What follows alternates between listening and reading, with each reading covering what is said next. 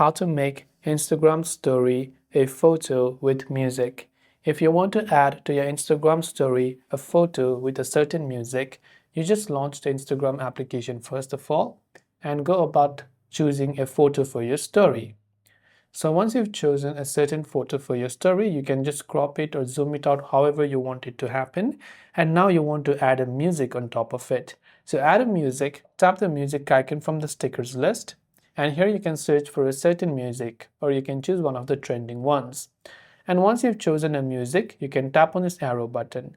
Now you can choose the portion of that music, you can choose the duration for that music as well. So you can see, you can have it for up to a maximum of 45 seconds as well.